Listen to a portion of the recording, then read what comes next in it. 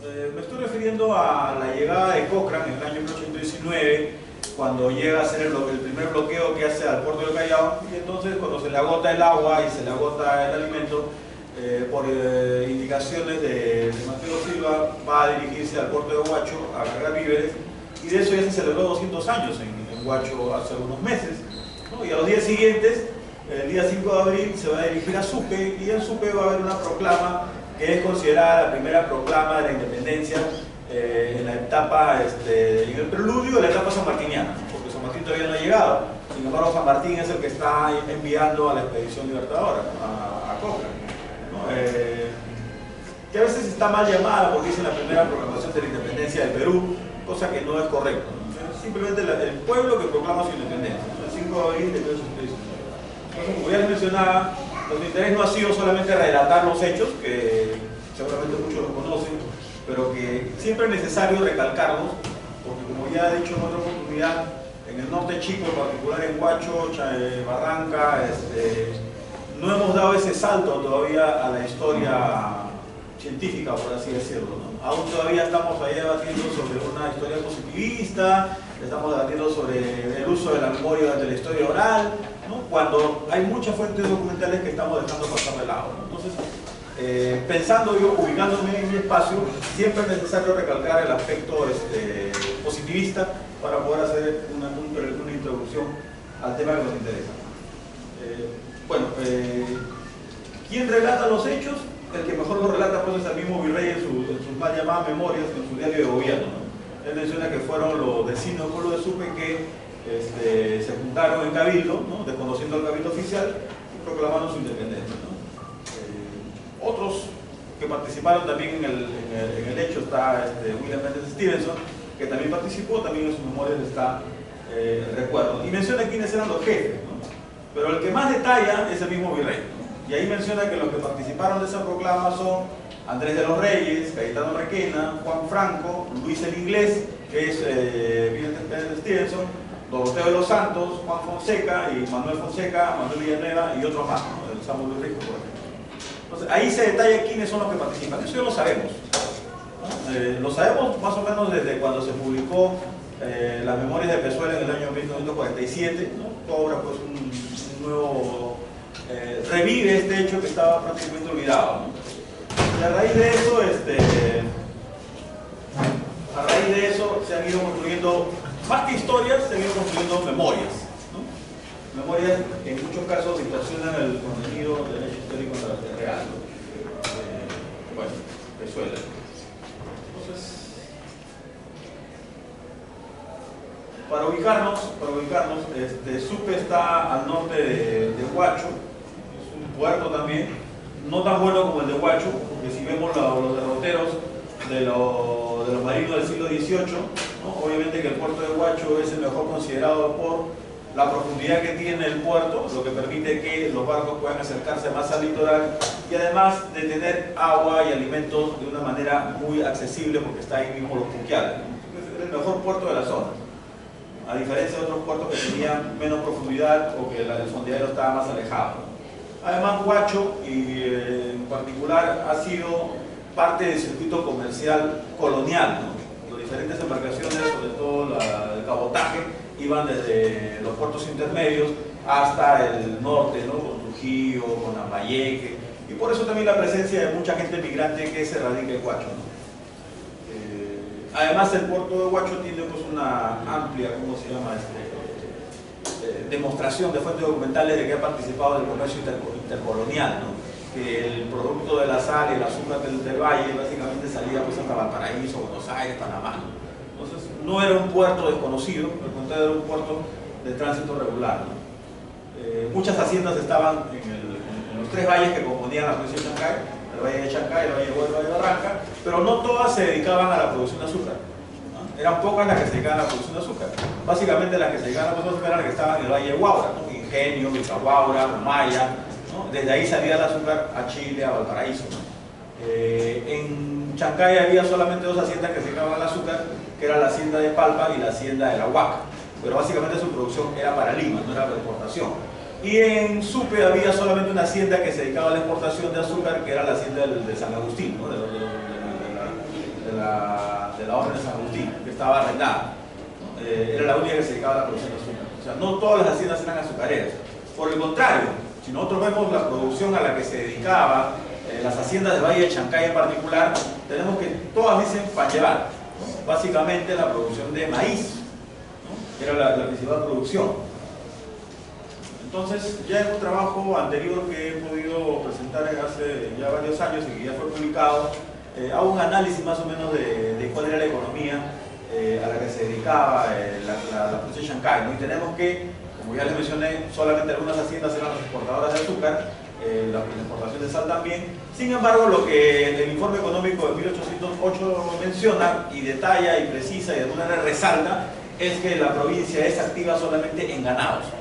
Y en su momento nos llamó la atención, pero avanzando en la investigación le hemos dado una nueva visión a este tema del tema del ganado, ¿no? Que dice que el ganado se aproximaba, y por eso yo le preguntaba al anterior expositor, porque no me cabe en la cabeza cómo es que Lima no se podía autoabastecer de ganado teniendo pues 3 valles juntos con gran cantidad de áreas para poder tener ganado, pero sin embargo el ganado que venía a Lima era al parecer principalmente de Chancay, ¿no? Pero el ganado tampoco se producía en Chancay, se traía, como bien lo dijo, desde Huaylas y de Cajatambo, eran llevados a Supe, y en Supe eran acopiados, y de Supe eran traídos flacos, a medio engorde, eran traídos a Chancay, y en Chancay recién los engordaban. Por eso es que las haciendas se dedicaban a la producción de maíz, para engordar chancho. Y recién el chancho ya venía a Lima, entrando por Ancón, principalmente, ¿no? Para llegar a Lima al matadero. Eso ya lo habíamos vislumbrado desde el punto de vista económico, pero no habíamos entrado a tallar, ¿no? Ahí tenían la ruta más o menos, ¿no? Desde Supe, Fortaleza, Patillica, Barranca, venía todo el ganado, pero que era traído desde Cajatambo, la parte alta, y desde Huaylas, ¿no? Y era llevado por los diferentes caminos, ¿no? Sus mapas antiguos de 1819, por ejemplo, tienen caminos que van por la costa, aunque yo calculo que por la costa no podían venir porque todo es arenal, probablemente hayan venido por los caminos que cruzan los cerros que salen por la espalda de la Loma de la Chay, así que también tenían donde alimentarse en el tránsito, ¿no? Y después llegaba, bueno, acá este mapa de Raimondi, que es más moderno, se ven más caminos que en el mapa anterior del Barayate, 1819, ¿no? Además también en este mapa que mandó a César Martín cuando llegó a la tribu de Chancay, se ven los caminos que venían por la costa, ¿no? El camino que sube por Pasamayo y el camino que va por la espalda del cerro, ¿no? Sin embargo, hay otro camino más que entra por Palpa y sale por Trapiche y sale para la hacienda de Funchal, que probablemente también sirvió de camino para llevar ganado a Lima. Entonces, todo este espacio estaba conectado llevando ganado. Además, también ya habíamos vislumbrado pues, este espacio, no podemos decirle regional, porque bueno, Trujillo es una región, pero la provincia de Chancay es probablemente un espacio subregional asociado a la metrópoli Lima, ¿no? Y en conexión con Cajatambo y Huaylas, ¿no? Habíamos visto pues la población migrante que está afincada en la antigua provincia de Chancay, ¿no? Y podemos ver que mucha gente venía viviendo en Chancay que se habían casado, que venían de Cajamarca, venían de Conchuco, venían de Huaylas, Lambayeque, Trujillo, Santa, ¿no? Sin embargo, menos gente venía de Canta, Cañete, ¿no? Y justamente tiene que ver con este circuito, este espacio del ganado, ¿no? del tránsito del ganado, ¿no? Que también se deja ver a través de los matrimonios. Bien, entonces teníamos los nombres de quienes son los que participan en la proclama del 5 de abril de 1819 en Sucre. Sí, tenemos los nombres. Entonces nos pusimos a buscar en los libros de bautismo, matrimonio, funciones para ver quiénes eran estos señores. Y en el libro de bautismo me llama la atención de que estos personajes que están ahí resaltados, ¿no? La familia Vidal, la familia Lao, la familia de los Santos y los Reyes, no tienen esclavos. Sin embargo, en la historiografía local y nacional también he visto, se entiende que estos personajes se dedicaban eran hacendados agrícolas, ¿no? Y entonces si es un hacendado agrícola tiene que tener pues, 100 esclavos, 100 esclavos. Sin embargo, no tienen esclavos. Algunos esclavos que son obviamente esclavos domésticos. Entonces, si no eran hacendados agrícolas, ¿a qué se dedicaban? Y como tenemos la idea de que se dedicaban, que el espacio regional, subregional estaba dedicado a la cría de ganado y transporte, es válido suponer que ellos también estaban dedicados a ese negocio. Además también nos llamó la atención que en los libros de matrimonio tenemos que, por ejemplo, los hermanos Patricio y Anastasio de los Reyes Huitrón, hermanos Andrés de los Reyes Huitrón, se casan con 2 hermanas el mismo día, en el año 1774, con Josefa y Cipriana Lobatón de la Hoz. se casan en Barranca, ¿no? Y se afincan en Barranca. A la vez también dos hermanas de Andrés de los Reyes, Matea de los Reyes Huitrón y Manuel de los Reyes Huitrón, se casan con dos personajes en Barranca, que es el capitán Jacinto Rodríguez, que ya era viudo de Lucía del Castillo, que tenía haciendas en Barranca, y la otra se casa con Manuel Sayán, que era un recién llegado de España, ¿no? Y que había invertido en una hacienda ganadera, una hacienda, bueno, no sabíamos qué era hasta ese momento, en la provincia, en el pueblo de Barranca, ¿no? Entonces, ¿qué necesidad tenía la familia de los Reyes contraer matrimonio con estas personas en Barranca, ¿no? Y justamente la interpretación viene en el sentido de que están tratando de hacer que el comercio de ganado que viene de Huayla, que viene de Conchuco, que viene de Cajatambo, sea controlado, no desde Chancay, ¿no? Porque en Chancay hay que engordarlo. Entonces la idea es que una familia maneje esto en los tres valles, ¿no? Para que pueda circular. Ya le vamos a dar una interpretación posterior. Lo que viene ya a aclarar todo este panorama que teníamos vislumbrado es que en el archivo regional este poder lo habíamos visto hace mucho tiempo, pero no lo habíamos encajado en el contexto que ahora lo estoy presentando, ¿no? Es un poder que dan los hacendados de este valle de Sucre, Barranca y Pativilca a un X señor en Lima para que atienda una demanda que tienen con el pago de ciertas, ¿cómo se llama? Tiene que ver con el diezmo, ¿no? Diezmo de ganados en la iglesia, ¿no? Y al final de los nombres están la familia, están Andrés de los Reyes, Francisco Ramonde, Fonseca, Anastasio de los Reyes, José de los Reyes, y al final dice hacendados de la cría de ganado, del Valle de Sucre, Barranca y Pativilca. Con lo cual queda demostrado lo que sospechábamos al principio, ¿no? Estos personajes se dedicaban a la cría de ganado, al engorde y al negocio del traslado y el comercio desde Huayla. Documentación posterior que no la he incluido en esa publicación, que ya he copiado, demuestra plenamente que la familia de los Reyes, no Andrés, que era el menor de los hermanos, es el que manejaba he visto hasta boletas de compra y pago por ganado desde Huayla, desde Conchuco de Cajatambo, para llevarlos a Lima. Incluso he tenido la oportunidad ya de revisar posteriormente toda la documentación que tiene que ver con la Real Habana de Huaura, y están los pagos por el tránsito, los cabezones, ¿cómo se llama? La cabala por el tránsito del ganado, ¿no? Entonces queda demostrado que estas personas son las que están dedicadas al tránsito de ganado entre la antigua provincia de Chancay, ¿no? Hasta la ciudad de Lima, ¿no? Bien, eso por el punto de vista económico, ¿no? Y desde el punto de vista social, entonces, siempre se da por hecho de que los personajes que participaron en esta proclama eran criollos, ¿no? Y yo mismo también lo he creído, ¿no? Sin embargo, viendo la composición de los pueblos, ¿no? Haciendo una comparación, porque al principio me preguntaba por qué es en Sucre, por qué no en Huacho, por qué no en Huaura, por qué no en Chancay. Entonces vemos que, por ejemplo, la población de Huacho era una población eminentemente indígena, cerca del 93% era indígena, ¿no? Sin embargo, en el pueblo de Barranca tenemos que la población indígena es menor, pero hay una gran cantidad de españoles y europeos y hay mucha cantidad de mestizos, cosa que se hace más grande todavía en Sucre, ¿no? En Sucre los mestizos son del 39%, incluso 27%, castas libres, castas esclavas, ¿no? Y también hay españoles y europeos, mucho más que en Huacho, mucho más que en Huaura. Y es que si uno analiza un poco la situación, observa cosas como esta, ¿no? En Huacho no se puede observar esto, en Huaura tampoco. Sin embargo, en el libro de bautismos de Huacho, de Sucre, perdón, puedes encontrar que los bautismos han sido registrados con diferentes categorías sociales: forasteros, chinos, cholos, pardos, zambos, morenos, negros, mulatos, requinterón. Es decir, Sucre, por tener puerto, a pesar de ser un pueblo pequeño, y no estar controlado directamente por Huaura, ¿no? Como que hay un poco más de relajo en ese sentido, ¿no? Además tiene contacto con los valles, que van para Cajatambo, que van para Huayla, tiene mucho comercio desde la zona, ¿no? Y se puede observar esta cosa que no se observa en Huacho.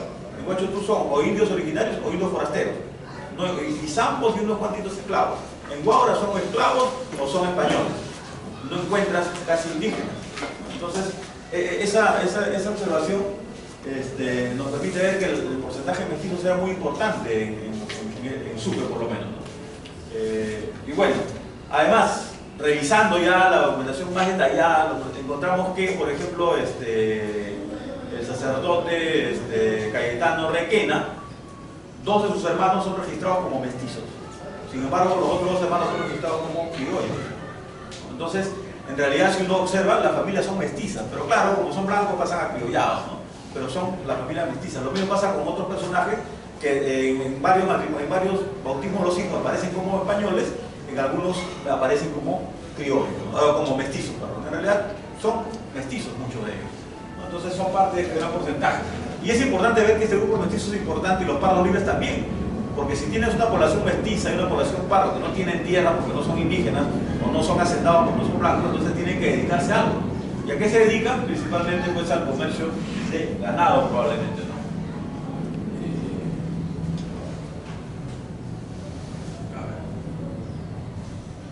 Lo que al final viene a nosotros más, aclararnos más aún el panorama, es que hemos tenido la oportunidad de poder revisar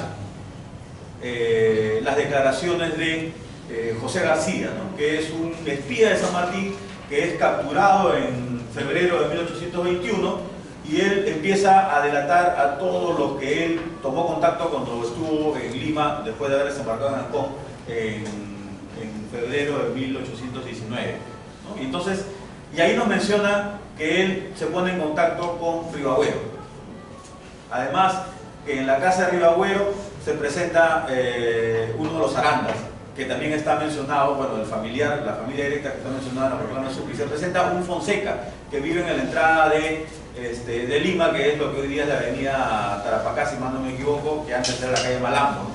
Y que esta gente había refugiado a muchos espías que habían estado con San Martín en sus haciendas en Sucre y Barranca, ¿no? Y todos estos personajes son nuevamente mencionados, ¿no? Es decir, lo que queda demostrado que estos personajes que participan en la proclama del 5 de abril no eran pues gente que recién los habían convencido, que recién habían tomado conciencia de la identidad, no, que ya venían de alguna manera, eran patriotas antiguos, que venían prácticamente desde 1808 porque habían dado apoyo y refugio a los que fueron descubiertos por el virrey, ¿cómo se llama? Abascal, ¿no? Entonces ya estaban ligados y se mantenían de manera un poco soterrada, ¿no? en su pensamiento, en sus ideas, ¿no? Las cuales yo ahora sí lo creo, conversando con Gustavo cuando me visitó en el archivo regional, creo que hay una plena coincidencia con el tema de las reformas borbónicas, ¿no? ¿De dónde viene ese espíritu de estas personas, de estos criollos en la zona de la provincia de Chancay, para poder tener esa tendencia pro patriota, pro independentista, ¿no? Y probablemente yo ahora sí lo creo, tiene que ver con un descontento, porque hay que recordar que el ganado que ellos llevaban, seguramente desde mucho antes, como nos mencionó el joven, por eso me interesa en ver el tema desde cuándo el ganado tenía que venir desde fuera de Lima, ¿no? Probablemente al principio no pagaban este impuesto que pagaban las aduanas, pero a partir de la creación de las aduanas sí empiezan a pagar. Entonces ya ahí viene una razón por la cual no van a estar tan contentos. Además, si vemos las fechas con la creación de la aduana y las fechas de los matrimonios, son posteriores a la creación de las aduanas. Probablemente tengan que ver con una forma de poder reducir los costos, ya que son familias que transitan dentro de su propia familia el ganado, ¿no? Eso es un tema que hay que explicarlo más todavía, ¿no? Yo he revisado solamente el año 1819, lo que es la aduana de Huaura, y yo creo que habría que revisar pues una serie más larga, ¿no? Para ver cómo es el aumento, el descontento, ¿no? Pero creo que vamos por un buen camino, viendo que esta proclama, que se ha estudiado solamente como proclama, como un hecho concreto, si uno empieza a analizar la profundidad, ¿no? Desde el punto de vista económico, desde el punto de vista social, ¿no? Se va a encontrar con una serie de sorpresas que nos van a permitir tener una mejor comprensión de por qué es que cuando San Martín llega en 1820, tiene pues todo este apoyo, ¿no? Y además San Martín, como bien lo decía en sus instrucciones a los espías, había que buscar un lugar donde haya pues no solamente gente comprometida con la causa, sino haya la facilidad de recursos, como es el ganado. Y justamente esta gente, que apenas llega a San Martín, son los que van a aportar una gran cantidad de ganado, que se dedican a ese negocio. Además que el valle estaba lleno por todos lados de alfalfares, y la alfalfa era la gasolina del siglo XIX, así que era importante, si San Martín tiene una caballería, tener alfalfares. Y bueno, hay muchas cosas más que ver, hay muchas cosas más que hablar. Ya habrá oportunidad de poder seguir conversando, y nuevamente agradecerte, Daniel, por la oportunidad de poder compartir con ustedes, y gracias por su asistencia.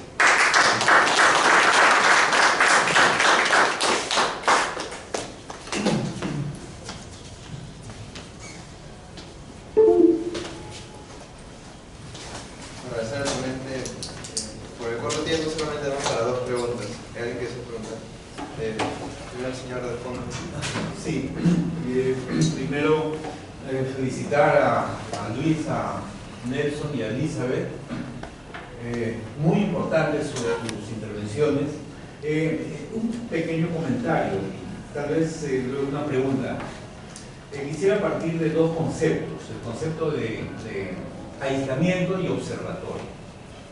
O sea, queda justamente por sus ponencias, lo que queda claro es que todos los grupos sociales venían observando lo que acontecía por lo menos desde el año 8 en todo el continente y también en la península. Entonces yo creo que existe ahí un aprendizaje previo para que luego, para lo que luego ocurre ya cuando San Martín llega al año 20, que es el inicio, el tiempo de la guerra, digamos, ¿no? Y eso está asociado a la idea que Nelson lo ha planteado, a la idea de ninguna región estaba aislada, no podían estar aislados. Y hay un personaje que conecta el centro con el norte, que es Arenales. No voy a tomar mucho tiempo con Arenales y también a toda la región de Guayas, ¿no? Entonces mi pregunta o comentario de Nelson usó un concepto muy interesante del argumento cultural. Y quiero, y Luis dijo, patriotas antiguos, que están vinculados. O sea, y a mí me interesa sobre todo cómo evalúan la guerra los sectores populares o subalternos, cómo se involucran en la guerra, cómo se involucran en el conflicto, teniendo en cuenta que han realizado su propia lectura del proceso continental y luego desde las regiones están evaluando cómo vincularse.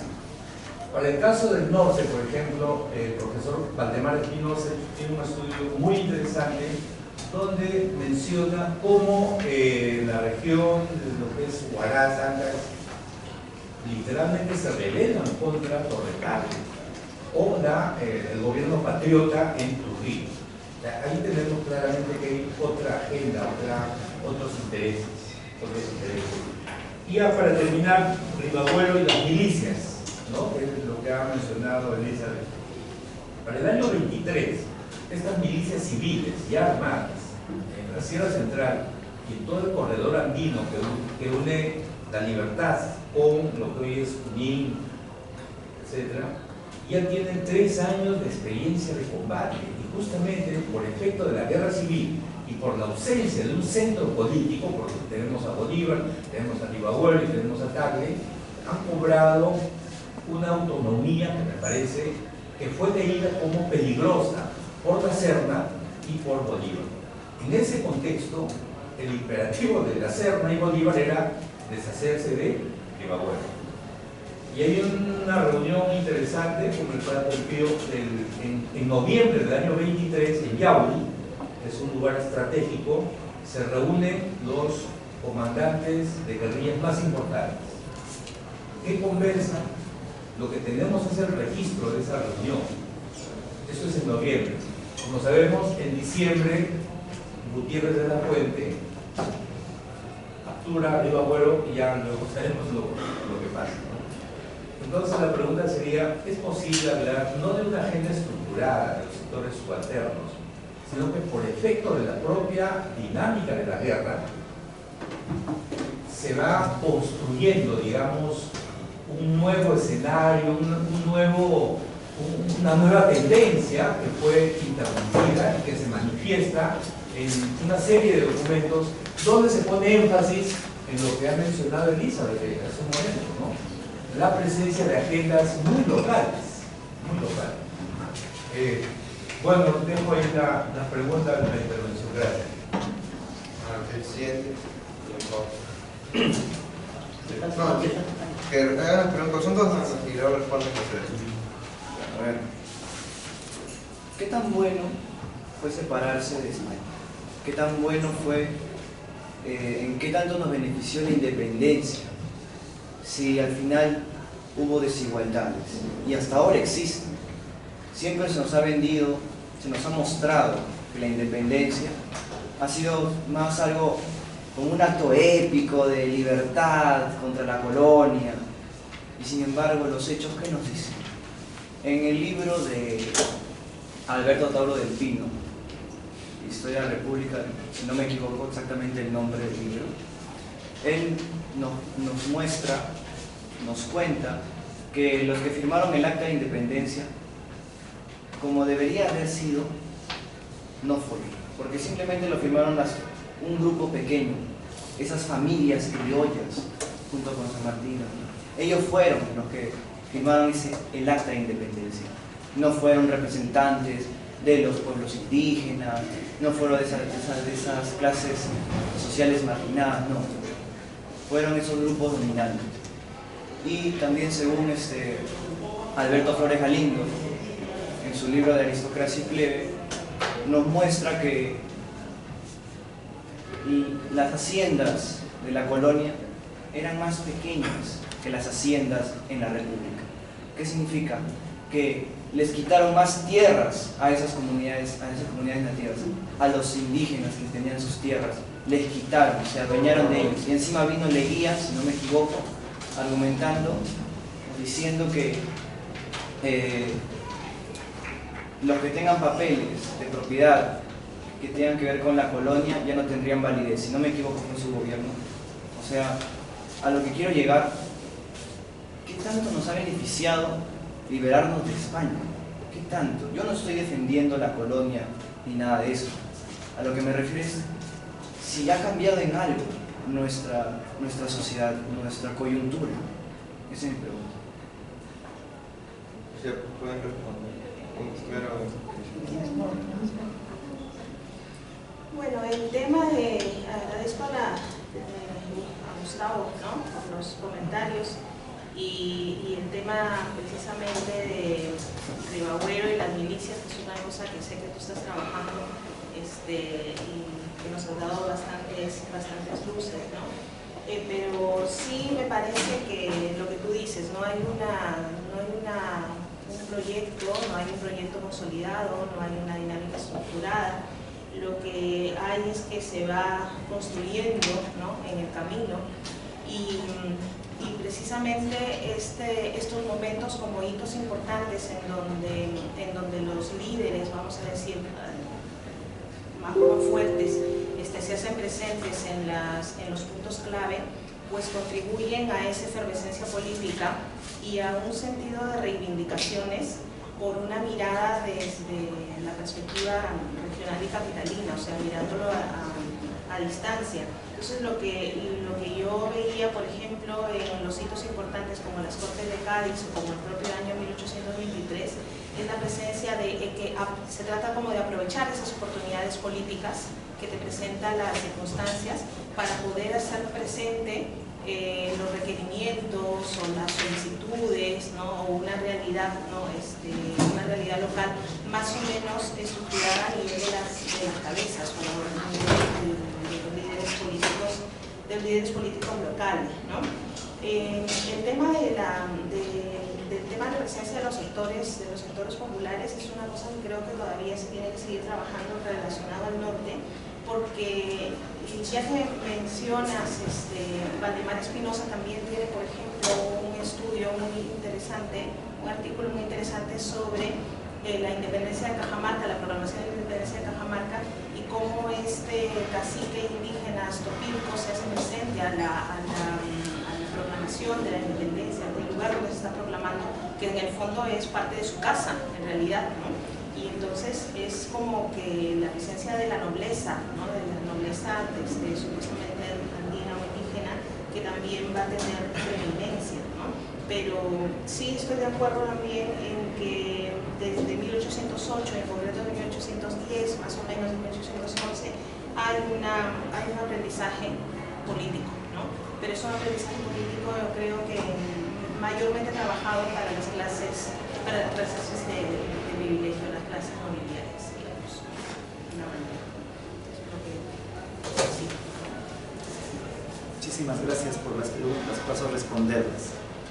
Efectivamente, hay un involucramiento de los sectores populares, en el caso de la región de Huamanga, en los sectores campesinos en la guerra. Hay una respuesta, llamémosla también así, de los sectores campesinos en la coyuntura de guerra. Pero estas son respuestas diversas.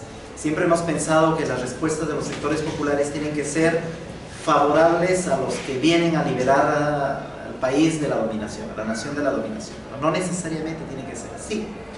El caso de Ayacucho es ilustrativo al respecto. El caso de Huamanga, que era el nombre como se le conocía a la región antes de la batalla de Ayacucho, es ilustrativo al respecto. Campesinos de las alturas de Huanta que apoyan a las tropas realistas hasta una época tan tardía como 1827, y campesinos de la zona de Pampacangayo, en la zona central de la región, que apoyan a las tropas patriotas. Primero la insurrección de 1814, luego a la expedición de Arenales y posteriormente al ejército de Bolívar. ¿Por qué lo hacen? En el caso de los campesinos santandinos de Huanta, ahí está la tesis de Cecilia Méndez, ¿no? Es una conjunción entre la crisis económica que afecta a estos sectores que participan de los circuitos mercantiles, especialmente del comercio de la coca, más una suerte de sustrato ideológico liberal pero pro-monárquico. Una cosa así, una combinación entre liberalismo y la figura del rey, que no solamente los lleva a levantarse contra la República en 1827, sino a apoyar a líderes liberales como Orbegoso en la Guerra Civil del 34, Santa Cruz en la Confederación Perú-Boliviana del 36 al 39, ¿no?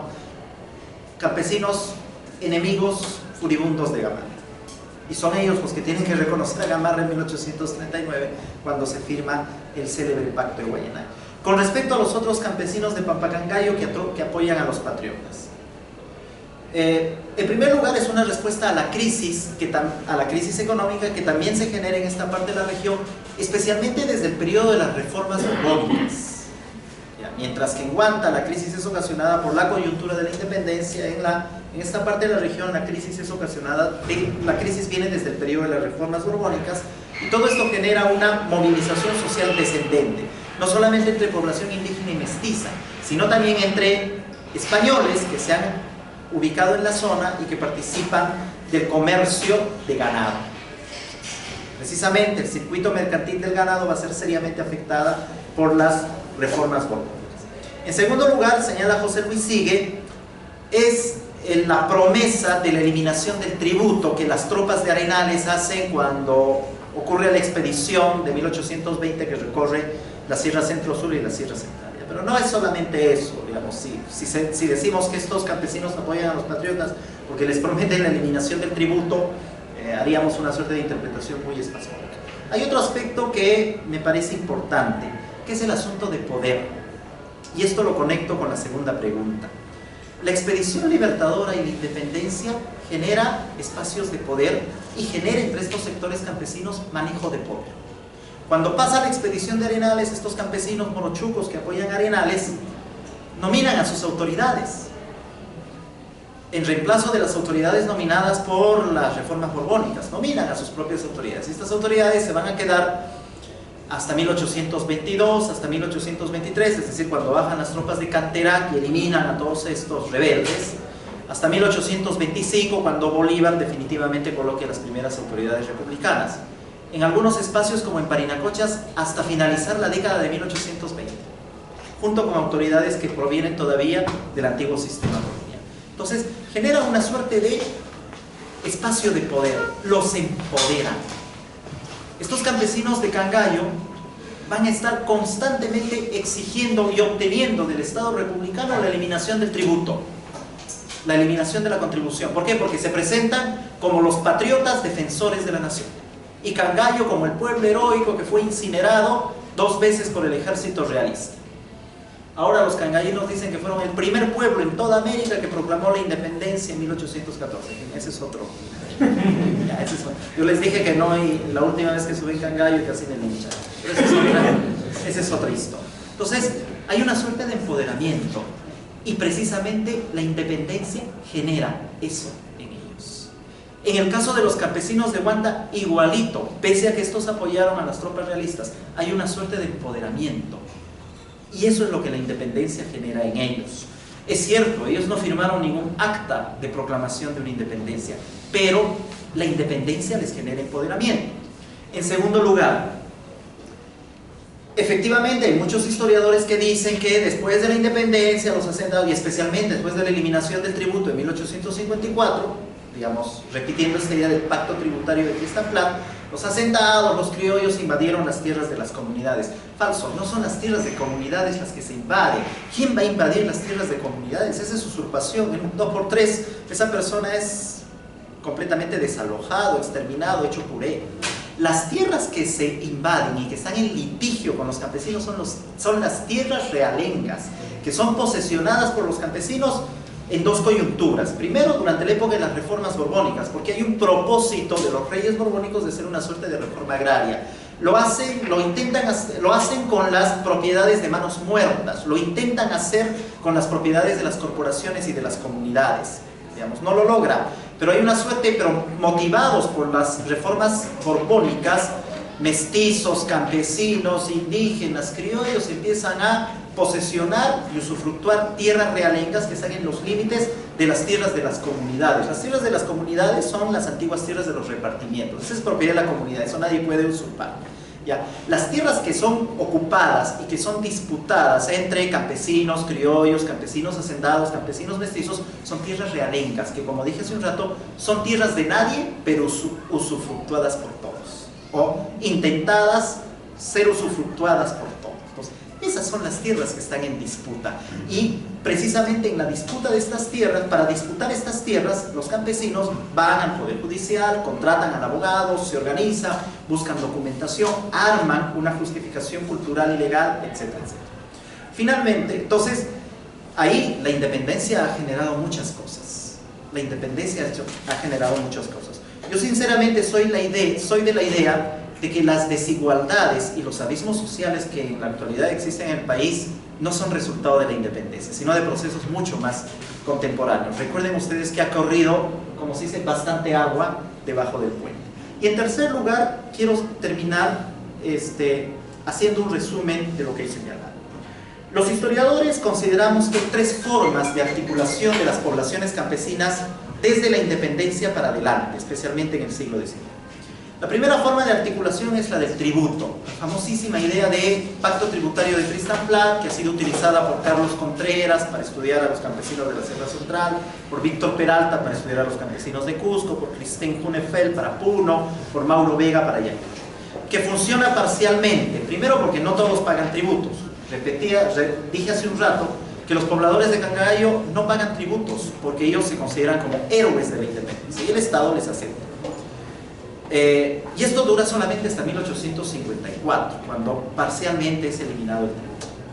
En segundo, la otra forma de articulación del campesinado al Estado decimonónico es el del ejército. Digamos, los campesinos constituyen la base del ejército, especialmente los ejércitos caudillistas del siglo XIX. Esta es la hipótesis de Cecilia Benz. Pero igual esto es una cosa muy parcial, ¿no? Es una cosa muy parcial. En algunos lugares funciona, el norte de Ayacucho funciona, en otros espacios simplemente no funciona. Y una tercera forma de articulación que he intentado explorar, que estoy explorando, es la forma legal, la forma del aparato jurídico. Con esta idea de que el Estado no es solamente el aparato que monopoliza el uso de la fuerza, sino que el Estado también son discursos, son rituales, son símbolos que son difundidos a partir del aparato de la justicia y que rápidamente son aprendidos y respondidos por la población. Gracias. Bueno, yo encuentro conexión entre las dos preguntas, en el sentido de que ya se ha dicho pues, y es conocido por todos, que la sociedad colonial no es para nada homogénea, ¿no? Es una sociedad estratificada, pero ni aún así dentro de los estratos hay homogeneidad, ¿no? Yo en el libro, en el artículo, le he acuñado la frase de criollos de segunda categoría, en el sentido de que eran hacendados, pero no hacendados agrícolas con más prestigio, sino hacendados ganaderos, que probablemente no tenían opciones a ocupar cargos. Y algunos criollos en Lima estaban relegados de los cargos a partir de la reforma borbónica. Estos criollos de segunda categoría estaban más lejos todavía de poder acceder a ellos, ¿no? En ese sentido, ¿no? A comparación, ahí en los criollos mismos no hay una homogeneidad, hay dos tipos, hay dos visiones. En los indígenas con mayor razón, ¿no? Hay más fragmentación todavía. No solo hay, los indígenas no son todos por igual, hay los indígenas originarios, los indígenas forasteros, desde los indígenas se tienen a los principales, a los de los curacas, cada uno tiene diferentes intereses ahí, ¿no? Cuando yo empecé a trabajar el tema de Huacho y me centré tanto en el tema de Huacho, tuve una visión un poco que ahora le he corregido, en el sentido de que pensé que los indígenas tuvieron más, una actuación más preponderante, ¿no? Sin embargo, viendo ya después en el tiempo, revisando algunas cosas, por ejemplo, he cogido esta frase de Luis Gil Robel, que dice la revolución traicionada, ¿no? En el sentido de que, por ejemplo, los indígenas forasteros son los primeros que apoyan a los patriotas cuando llegan a la zona. Y ellos apoyan en el momento en que hay pena de muerte por apoyar. Sin embargo, cuando ya San Martín viene y hay el cambio de bando, los pro-realistas, los indígenas pro-realistas cambian de bando, son estos los que terminan monopolizando el aspecto militar. Y que a la larga, después de la independencia y después de la privatización de las tierras de comunidades por las leyes de Bolívar, son los que se van a quedar con las tierras, ¿no? Y ahí veo que hay un conflicto entre los que originalmente apoyaron con los que después se sumaron a San Martín convenientemente, ¿no? Entonces son los que al final ellos se van a quedar con las tierras en el reparto, relegando a los primeros que apostaron, ¿no? Y eso trajo a colación pues, cosas muy posteriores en el caso de Huacho, ¿no? Bueno, por ejemplo, todos sabemos, y próximamente hay un congreso sobre ese tema, el Ejército Libertador desembarca en Huacho y finalmente todas las fuentes documentales así lo dicen, ¿no? Sin embargo, para el centenario, la Municipalidad Provincial de Huacho, de Chancay, que en ese tiempo convoca un concurso que se llama Desembarco de Don José de San Martín en las playas de Vega. O sea, la misma provincia donde desembarca Huacho desconoce ese hecho, ¿no? Y en la sesión solemne se presenta, dice el general Stiglitz, que un historiador de la Marina de aquella época muy reconocido, y les hace la aclare. No estaba en programa, se levanta, pide la palabra y les aclara, y la gente lo aplaudió, dice. O sea, ¿qué pasó en 100 años para que se hayan olvidado? O más que olvidado, yo creo que hay un silenciado, ¿no? Porque probablemente es un tema que estoy trabajando, todavía probablemente no lo publique muy pronto, es cómo es que este grupo de los originarios de los trujillanos fueron relegados de repente hasta los cargos públicos y terminaron siendo tratados, gente incómoda que trataron de ser borrada la memoria, ¿no? Y terminaron pues perdiéndose ese recuerdo de un hecho tan reconocido en todas las fuentes como es el desembarco en Huacho, ¿no? Entonces, viendo todas esas cosas, yo inicialmente, como dije, pensé que tenía más agencia los indígenas. Sin embargo, ya viendo el tema de los criollos, la cosa se me va aclarando un poco más y voy viendo de que en realidad son los criollos los que van a liderar, cosa que ya se sabía de antes, pero yo tenía otra visión, ¿no? Que son los criollos los que van a liderar, ¿no? la gesta independentista, ¿no? Y los vemos ahí a ellos, ¿no? Y los indígenas se van a sumar a ellos, ¿no? Entonces van a ser los que de alguna manera van a llevar la batuta en cuanto a imponer después sus visiones, ¿no? Que es justamente lo que estamos viendo que genera desigualdades, ¿no? A la larga, pues este proceso no hace sino agudizar las contradicciones que ya venían desde antes del proceso independentista, ¿no? Se van a reflejar después, ¿no? Siendo los criollos los que van a tomar el poder, ¿no? en el poder central del Estado, ¿no?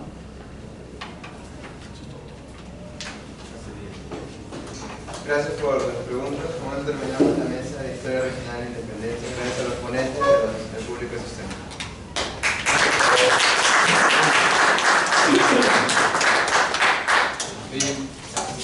Vamos a continuar, obviamente, con